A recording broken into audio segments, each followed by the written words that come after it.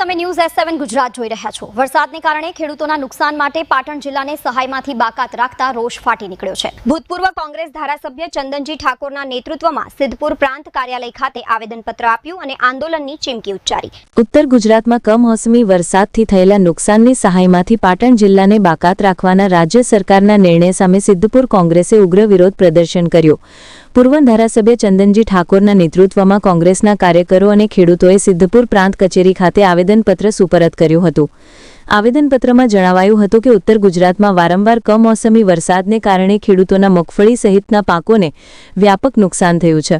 મોંઘા બિયારણ અને ખાતરનો ખર્ચ કર્યા બાદ ખેડૂતો દેવાના બોજ હેઠળ દબાયેલા છે। પાક નિષ્ફળ જતા તેમની આર્થિક સ્થિતિ અત્યંત કફોડી બની છે। મગફળીનો પાક નાશ પામતા પશુપાલકોને ઘાસચારાની પણ તંગીનો સામનો કરવો પડી રહ્યો છે। કોંગ્રેસે ગંભીર આક્ષેપ કર્યો છે કે રાજ્ય સરકાર દ્વારા કમોસમી વરસાદના નુકસાન માટે સર્વેની કામગીરી ચાલી રહી છે, પરંતુ તેમાંથી પાટણ જિલ્લાને બાકાત રાખવામાં આવ્યો છે। કોંગ્રેસે પ્રશ્ન ઉઠાવ્યો કે જો આસપાસના તમામ જિલ્લાઓમાં સર્વે ચાલુ હોય તો પાટણને શા માટે બાકાત રખાયો છે? આ પ્રકારની ભેદભાવપૂર્ણ નીતિ ખેડૂતો માટે અયોગ્ય છે। આવેદનપત્રમાં કોંગ્રેસે બાકાત રાખેલા ગામડાઓમાં તાત્કાલિક સર્વે 8 દિવસમાં પૂર્ણ કરી ખેડૂતોને વ્યાજબી વળતર આપવાની માંગણી કરી। આ ઉપરાંત ખેડૂતોના પાક ધિરાણ માફ કરવાની પણ રજૂઆત કરવામાં આવી। કોંગ્રેસે ચીમકી ઉચ્ચારી છે કે જો વહેલી તકે પાટણના ખેડૂતોને ન્યાય નહીં મળે અને સહાયની જાહેરાત નહીં થાય તો કોંગ્રેસ પક્ષ ખેડૂતોના હિતમાં ઉગ્ર આંદોલન શરૂ કરશે। આ વિરોધ પ્રદર્શન અને આવેદનપત્ર સુપરત કરવાના કાર્યક્રમમાં પૂર્વ ધારાસભ્ય ચંદનજી ઠાકોર, પાટણ જિલ્લા કોંગ્રેસ પ્રમુખ ગેમરભાઈ દેસાઈ, સિદ્ધપુર તાલુકા કોંગ્રેસ સમિતિ પ્રમુખ હમીદભાઈ માકણોજીયા, સિદ્ધપુર શહેર કોંગ્રેસ સમિતિ પ્રમુખ હર્ષદભાઈ પાધિયા સહિત મોટી સંખ્યામાં કોંગ્રેસના આગેવાનો, કાર્યકરો અને ખેડૂતો ઉપસ્થિત રહ્યા હતા।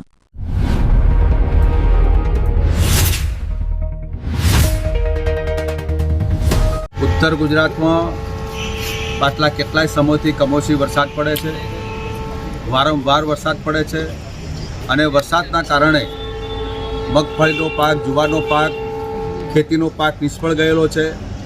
ઉત્તર ગુજરાતમાં કેટલાક બધા જિલ્લાઓમાં અસરગ્રસ્ત જાહેર કર્યા છે, જેનું સર્વે પણ થયું છે।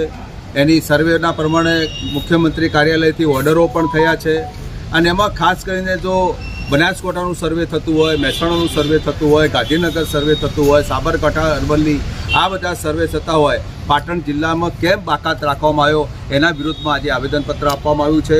પાટણ જિલ્લામાં કમોસમી વરસાદ નથી થયો, પાટણ જિલ્લામાં કમોસમી વરસાદમાંથી ખેડૂતોને નુકસાન નથી થયું અને આ પાટણ જિલ્લાનું જે તંત્ર છે એ તંત્રએ આજે ક્યાંક રિપોર્ટ મોકલવામાં નિષ્ફળ નીવડ્યું છે। અનેક સમસ્યાઓ આજે ઘેરી લેવાનો વિષયનો ચર્ચા બની છે। પાટણ જિલ્લામાં ખૂબ મોટા પ્રમાણે મગફળીનું નુકસાન થયું છે। આ સિદ્ધપુરના આ ભાગની અંદર પણ મોટા પ્રમાણમાં નુકસાન થયું છે। ઉત્તર પૂર્વના પણ આજે આ મોટા પ્રમાણમાં મગફળીનું વાવેતર, ખેતીમાં જે આજે જુવાર કાપણીનું વાવર જે થયું છે, અનેક પ્રકારની સમસ્યાઓ ત્યાં આજે ઘેરેલો આજે ખેડૂત હેરાન પરેશાન થઈ રહ્યો છે। ઈંટવાડામાં પણ ચોમાસાના કારણે આ વરસાદ પડ્યો એના કારણે ઈંટો પણ કેટલી ગળીને ખાક થઈ ગઈ છે। અનેક પ્રકારની જે સમસ્યાઓ છે, આ જે ખેડૂતોને લગતી પ્રશ્નો છે, અમારે એના આવેદનમાં સમગ્ર અમારા ગુજરાત પ્રદેશ કોંગ્રેસના પ્રમુખ અમિતભાઈ ચાવડા, ગેમરભાઈ, અમારા અમિતભાઈ, દશરથભાઈ, સમગ્ર ટીમ, બિપિનભાઈ, જયદીપભાઈ, સમગ્ર ટીમ ભેગા થઈને આજે આવેદનપત્ર આપ્યું છે અને અમારી સ્પષ્ટ માગણી છે કે ખેડૂત જે ખેડૂત માટેનું જે દેવું છે એ દેવાને તાત્કાલિક ધોરણે માફ કરવામાં આવે। કમોસમી વરસાદના કારણે આવકમાં કોઈ વૃદ્ધિ થઈ નથી, કોઈ કપાસ પણ ફેલ ગયો છે, તમામ ક્ષેત્રે ખેડૂત આજે બેહાલ થયો છે। એટલે અમે આવેદનપત્ર આજે મામલતદારશ્રીને આપ્યું છે અને એટલા સ્પષ્ટ કીધું છે કે અમારું ખેડૂતનું દેવું તાત્કાલિક ધોરણે માફ કરો।